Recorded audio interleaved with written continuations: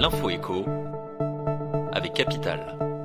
On commence ce flash par l'info pratique Capital et c'est une bonne nouvelle si vous souhaitez changer de voiture. Le gouvernement travaille actuellement sur un dispositif permettant de solliciter l'ensemble des aides locales et nationales pour l'acquisition d'un véhicule propre. Selon nos informations, 2 plateformes sont envisagées. La première indiquera à l'automobiliste, après quelques questions, toutes les aides auxquelles il peut prétendre. Le deuxième portail, une sorte de guichet numérique, permettra via une demande unique de bénéficier à la fois des aides locales et nationales.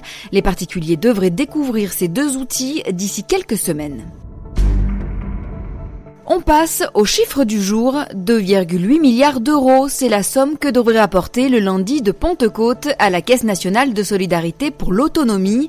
Depuis 2004, cette journée n'est plus fériée et est dite de solidarité, en contrepartie du surcroît de valeur ajoutée que crée ce jour supplémentaire de travail. Les entreprises s'acquittent de la contribution Solidarité Autonomie. La somme collectée est destinée aux personnes âgées en perte d'autonomie et aux personnes handicapées. Modernisation des établissements et services médico-sociaux, allocations personnalisées d'autonomie. Capital.fr vous détaille où va l'argent récolté. Le coup de gueule du jour risque d'être poussé à hier dans le Var. Dès vendredi, la ville va en effet mettre en service une caméra de vidéosurveillance parlante. Son objectif, réprimander les passants qui commettraient des incivilités. La municipalité considère ce dispositif comme un outil de pédagogie et espère faire gagner du temps à la police. En cas de non-respect des consignes adressées via le haut-parleur, une patrouille pourra se déplacer et verbaliser le passant. Si le test s'avère efficace, la municipalité pourrait décider d'installer d'autres appareils. Et on termine par une étude du Trésor qui assure que les Français travaillent bien moins que leurs voisins européens.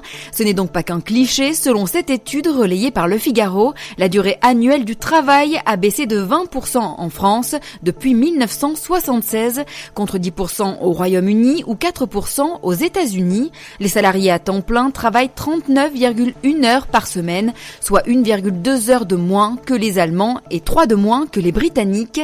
La France se distingue en outre par un nombre de jours non travaillés nettement plus élevé sur l'année, selon l'étude du Trésor. Les salariés français bénéficient de 32 jours de congés payés en moyenne en France, contre 25 pour la moyenne européenne. C'était l'info écho avec Capital.